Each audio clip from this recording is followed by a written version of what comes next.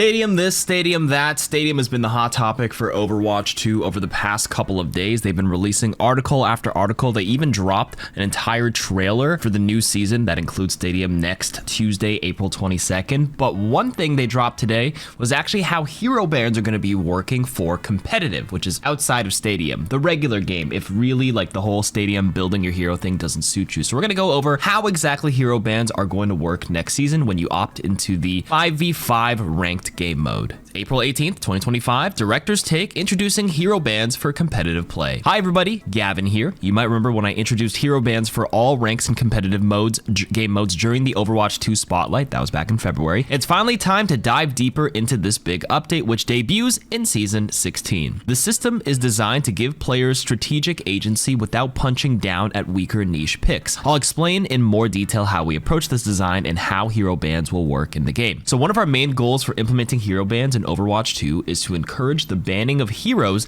that you see as too strong or annoying without encouraging you to ban heroes solely because enemy players enjoy playing them. So as such, you will not be able to see the enemy team during the ban phase. So this is a thing right now in Marvel Rivals where for the streamer mode, if you just saw the person's name in the load-in screen, you see their, their hero portrait, their level, or their banner, you can kind of be like, oh, I think that guy's the Spider-Man main because I see their username. But Overwatch already starts off right out of the gate with being unable to see the enemy team names, so you can't target ban right away. So match text chat, which communicates to the whole lobby, is also disabled in the ban phase of a competitive play match. That's also something they don't do in Rivals, because in Rivals, you could all chat the enemy team. When you ban one person, some person always on the other team goes like, why did you ban this hero? Blah, blah, blah, blah, blah. That's pretty cool. So before you vote for your hero bans, you will select your preferred heroes, and selecting a preferred hero does not protect it from being banned in any way, but it just lets your team know that you'd like to play this hero. Your preferred hero is not locked in. You can still change it during the ban phase, and you aren't required to play this hero during the match. Team text or voice chat can be used for communicating, and your team will be able to see your preferred hero during the ban phase. All right, so here's a nice screenshot of what this looks like. You can see that D.Va has a heart, Soldier has a heart, Cassidy has a heart. So these are the three preferred heroes. And then in a few seconds, you either select a hero or you can skip it by readying up. Oh, wow, look at that. So in an effort to make each match feel unique, we're going to go with 4 total bans, just 2 per each team, to increase variety. We also want the hero ban phase to play out quickly, so there is a ranked choice system that we believe that will help achieve speed. So unlike ban systems you may have seen in other games, teams do not take turns voting to ban. If you guys play League or Dota, it's like a snake, right? Like one team bans 1, then 2, then 1. You alternate. So no zigzagging, no snake pattern. You basically instead will just choose which heroes to ban simultaneously, with each player selecting into 3 choices. The first ban choice will carry the most weight, while the second and third choices carry proportionally less. So you can see in this UI image, Tanky Tim has opted to vote to try to ban high priority Orisa, second priority Ram, and they said you can actually skip a ban, so you can like lower the proportional odds of a hero being banned. If these are the 2 you don't want to play with, this is what Tanky Tim has opted to vote for. Spricey has picked D.Va Sim. Chip the Ripper has picked Doomfist Lucio. El Furioso has only picked D.Va to opt for a ban, nothing else, and Ketchum only opted to ban Orisa. So if I had to guess in this, Orisa and D.Va have the highest weighting to be banned, equal weighting, while Doomfist has the next highest odd, and then it would be Ram, Sim, and Lucio with the next highest odds to be banned. So behind the scenes, each of your 3 choices are worth a different number of votes.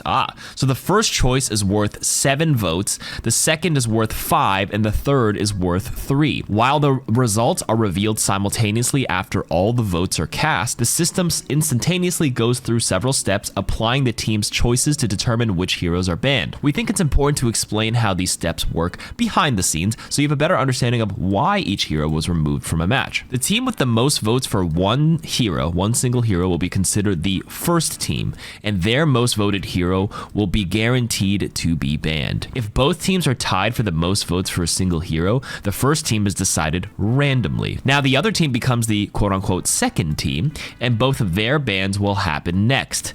If the heroes they voted to ban were not the first team's most voted hero, then their most and second most voted heroes will be banned. If the second team's most or second most voted hero was also the first team's most voted hero, then the second team's third most voted hero is used instead. Finally, the second most voted hero on the first team will be banned, with the same caveat that the second team had when banning their heroes. In cases where the number of votes for a hero are tied, the hero that was voted by the most players in the lobby, not the total number of votes for, is banned. If heroes are still tied, ties are broken randomly. No more than 2 heroes in each role can be banned. So if 2 heroes in the same role have already been banned, so 2 tanks, for example, on team 1, and the team 2's next most voted hero is also like a tank, for example, those votes are actually ignored, and this team's next most voted hero in a different role is banned instead. You can choose to pass at any time during the ban phase by just pressing the ready up button, and pressing ready without making any choices will leave the voting up to your allies,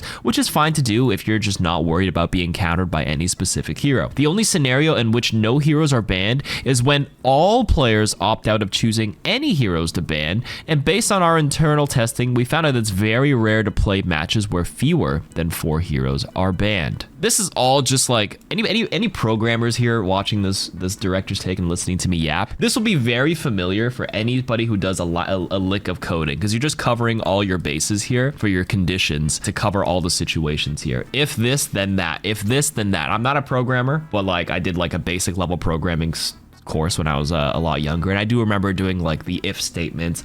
If this, then this, else this. If you just listen to this and you're not a programmer, this may all sound confusing because it's just a lot of words, first and second, but at the end of the day, all you have to know, A, you can opt out of voting, B, it'll just prioritize the ones that are voted the most with a weighting system. They say worth 7 votes, 5 votes, it's just call them points or something, so it changes the fraction or the percentages and all that fun stuff. And then in this example, it looked like they banned Lucio, Ramatra, Orisa, and Widowmaker. Wow. Okay, Finally, we built tools to help us gather information from hero bans, such as how often heroes are banned in each rank, each region, each platform, and each map. And this information will help our designers to gain a more objective understanding of which heroes the community believes are strong or frustrating to play against. We're also looking forward to hearing your feedback on the system itself this season. I'll be back in a future director's take to break down what we are seeing. The new competitive season with hero bans premieres when season 16 launches on April 22nd. Again, this is around 11 a.m. Pacific, 2 p.m. Eastern, 6 p.m. UTC.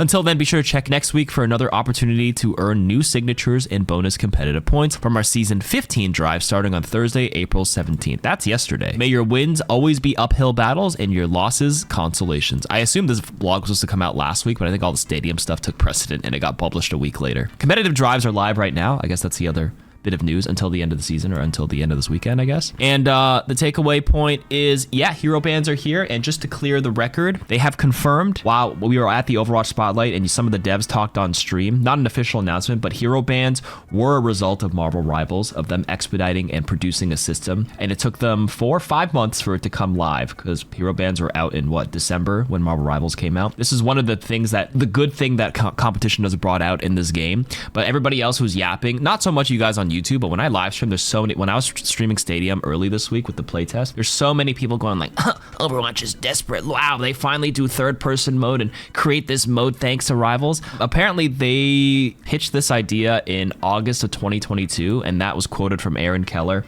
yesterday, because I got to play some dev matches with him, Flats, Spylo, and Dylan, another senior developer on the Stadium mode.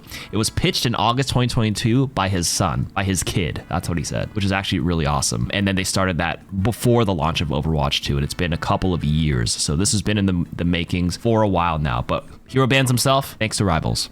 They're a little scared of doing something like this for a long time, but Rivals proved to them that, hero bans can work. It's kind of like a self-regulation in terms of like having players, giving them the agency to kind of pick and choose their battles on what they think is OP, what is not. But they also have internal data on what's going to be banned. But yeah, that is how it's going to work beginning next week if you play some ranked. And it looks like they didn't mention anything about having it on a rank limitation, because like obviously in Rivals it was like Diamond Plus in Season 0 and Season 1, but now in Rivals Season 2 it's like Gold players and higher will ban, Silver and Bronze do not. But I think with Overwatch it might be everybody, because they have not made it clear otherwise. So everybody who plays ranked can now hero ban. That's it for this article. Thanks for listening to me yap. Maybe there's more articles coming out the next few days. This is all they've been doing, is just pumping out articles nonstop. Let me know what you guys think. See you guys tomorrow or the day after, who knows.